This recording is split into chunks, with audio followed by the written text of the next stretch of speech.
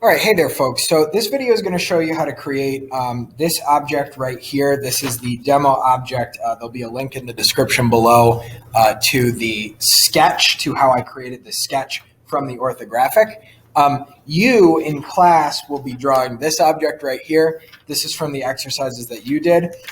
So I'm just showing an example that's different from this one so that you have to problem solve on your own still to be able to figure out how to do this one yourself. But you will already have sketched this object yourself over here to have produced that. So you'll be working from a sketch just like I am working from a sketch to produce this on a sheet of green paper. So anyways, enough of that talk. I'm going to get started here. I'm going to follow basically the exact same process that we followed for creating this sketch. I'm going to block in the blocky parts of this, then I'm going to add my circles and my arcs to finish things out. So that's what I'm going to focus on first, is super lightly creating construction lines for this outer blocking, and then I'm going to carve away or cut away the different pieces of this all over the place. So in the Google Classroom, there is a set of coordinates that tell you to come about 6 inches in and 2 inches up from the lower left corner of your paper to get a starting point. That's what this little dot is right here. I just put a dot. That's like a smudge or something over there. That's not a real mark. So I'm going to be starting at this spot. I'm going to be choosing the lower left corner of my object. For you, on yours, it's going to be this lower left corner there.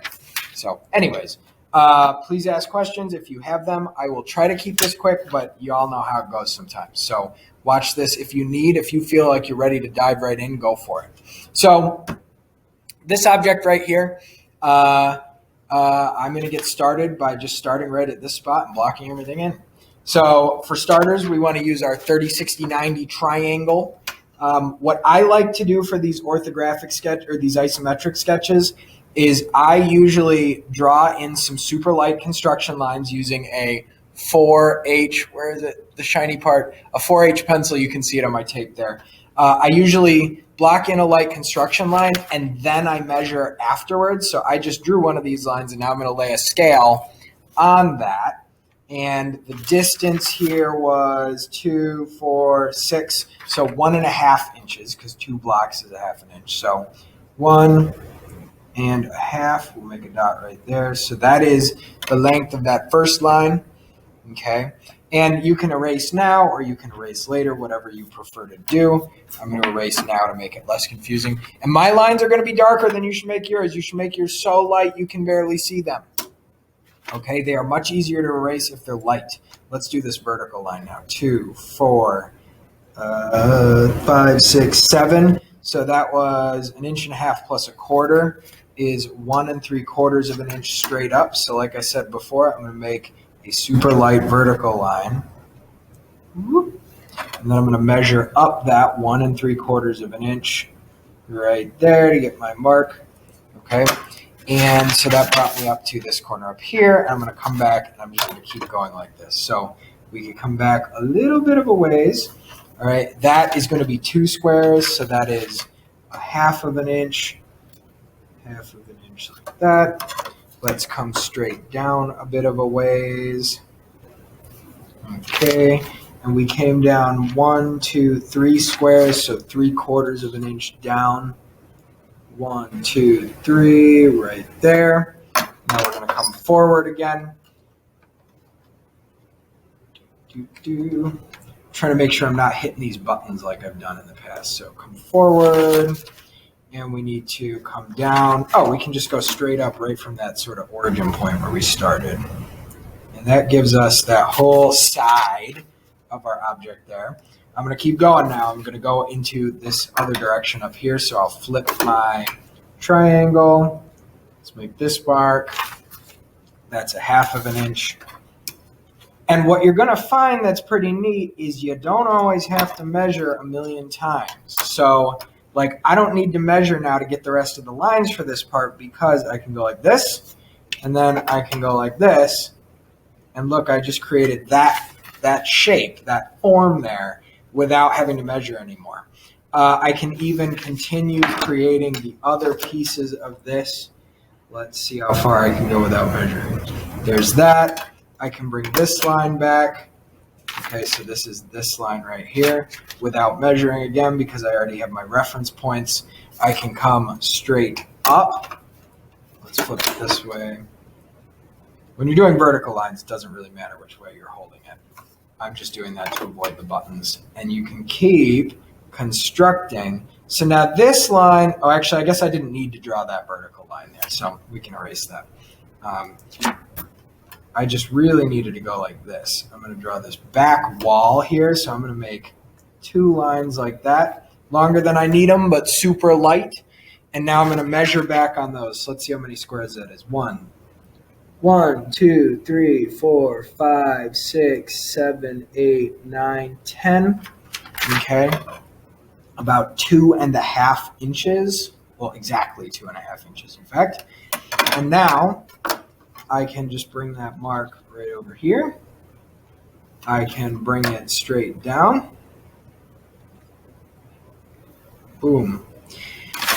Let's see. This part in here, let's measure down from the top. So 1, 2, 3, 4, 5, 6, 7. Oh, duh. That's the same distance as the front. I'm silly. So that is 7 is just shy of 8. So that's 1/4 back from 2 inches, which would be 8/4 of an inch. And then I can draw a 30-degree line right there. And there you have it. I have my general blocked in shape now. Now I got to start adding all the other stuff. So let's find the center point of this circle. That seems like a good place to start. So that is 1, 2, 3 squares in from the left side, and 1, 2, 3, 4 squares down. It can be really hard to count sometimes. No, just 3 squares. 3 squares in, 3 squares down. So 3/4 of an inch in, 3/4 of an inch down. So again, I can measure along one of these lines. Let's go 3/4 of an inch in. Okay, and then I'll draw a light vertical line. And then 3/4 of an inch down on that line. 1, 2, 3, right about there. And now I have my lovely center line. Okay, so that's going to be the center line for both this circle and this arc up here. Okay, so yeah. Now what I can do here is I can break out an ellipse template. So I've got my ellipse template right here. And on this is going to make it super easy to draw these ellipses on here because I am not going to have to do anything with a compass. I'm just going to be able to lay this right on all of my lines and things are going to work out just fine. So what you need to do with the ellipse template is you sometimes have to move it around until things look right. But we can see here that this is going to be the right spot to align that.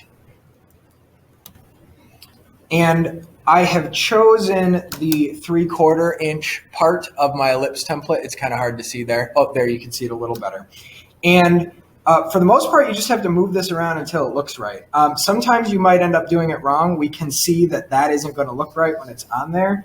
But these are your center marks, and you should be able to get 2 of these 3 sets of lines here to line up with your center marks that you drew on there. So that's exactly what I'm doing. If I go slow here, you're going to see I'm aligning these 2 lines with the center mark that goes this way, and I'm aligning these 2 lines with the center mark that goes up and down. So it's a lot like using your regular circle template. And then I'm going to go in here and lightly draw my ellipse in, and bada bing, bada boom. That looks great.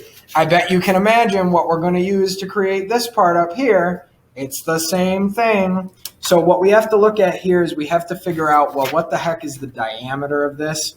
Well, the radius is 1, 2, 3/4 of an inch.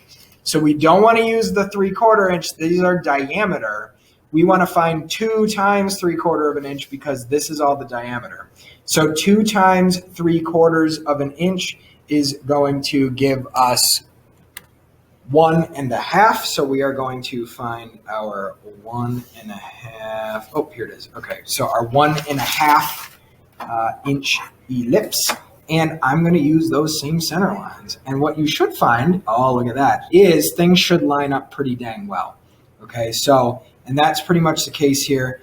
I'm going to lightly sketch in that shape right there because we know that we're going to have to draw that diagonal line down here. So I'm going to end up trimming away some of that line anyways.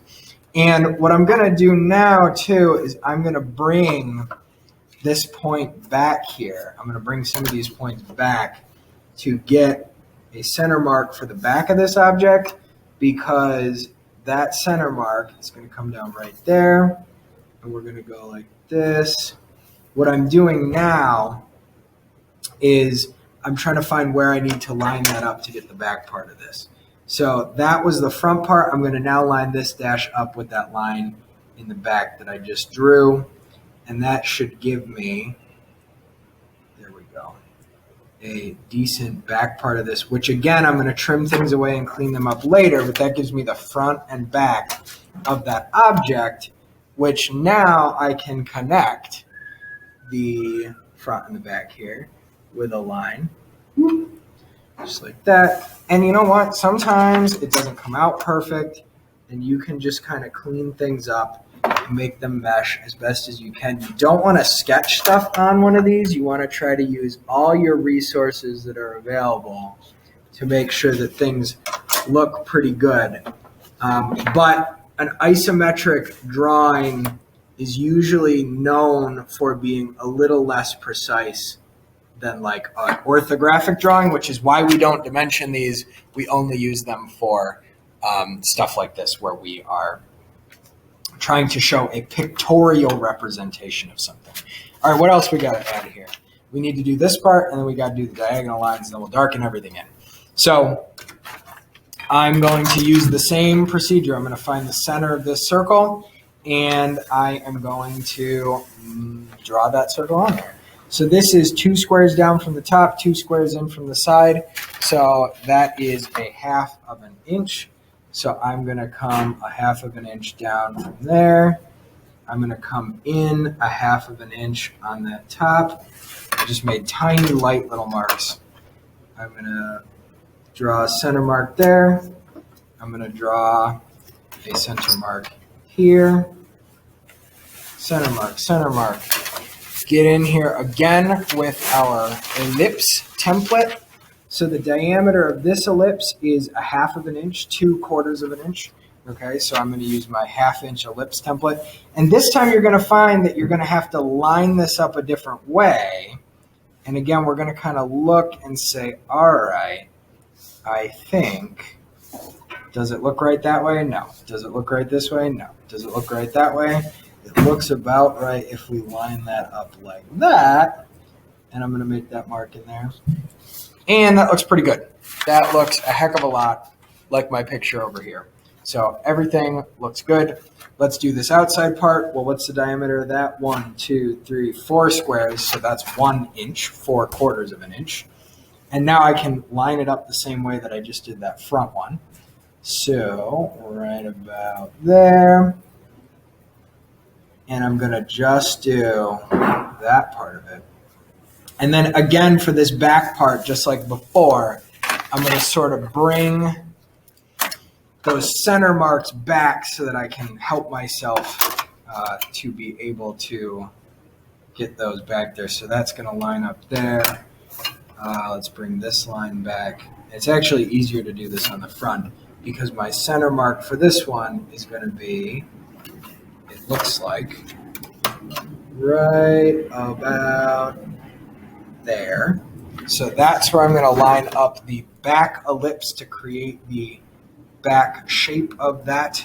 Oops, let me make sure I'm doing this. There we go. Just like the front, we just slide it backwards and create that shape. And again, if it doesn't line up perfect, but it looks pretty good, then you can roll with it for these things. So, but you still want your sketch to look, or your drawing to look really neat and tidy. We should never like sacrifice the neatness and tidiness of the drawing. It's more about getting things to line up and look right. So our last step, of course, is to connect this line down here. Let me do one thing preemptively, which would be to make a mark back here, because that's where the back line is going to come down. And this is where you don't even need to put your triangle up against anything. You can just go like this, make that mark. Ooh, that wasn't perfect, because this is just tangent to this arc up here and hitting that point down there. So you just want things to connect. So I actually did a bad job there. I'm going to bring this down a little bit. We'll get a little bit of double line action, but we can clean it up with the eraser shield. So just like before, I'm going to darken this in now, but I think you should see how this has taken shape. I'm going to speed up the darkening so that you don't have to listen to me or watch me do it, but I'm still going to include it. So if you're good on this video now, you can definitely get out of here because it has gone on for a while. Maybe you left a long time ago. But I'm going to darken so you can see me do that in high speed.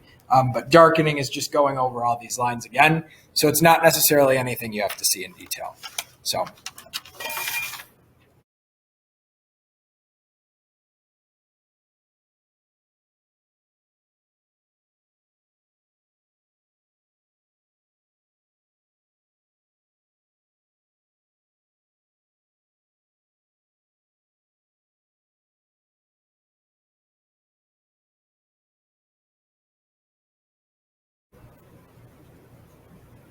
All right, folks, and so that is our completed drawing. I did not darken in the border just to save some time, but you should darken in your border and everything. You may have seen I had to go back and correct some things, and I still have a couple spots where I've got some double lines going on here, but you can correct those if you're careful using your eraser shield. So this is the perfect time to get in here with that eraser shield and clean things up. Clean up your corners, which I've kind of neglected here too, to make sure everything looks super crispy, clean, and beautiful. And you guys did a great job on the last one. So I think the big challenge with this one is just those circles. So that is that. I hope this helps some people, and good luck. Ask questions if you have them.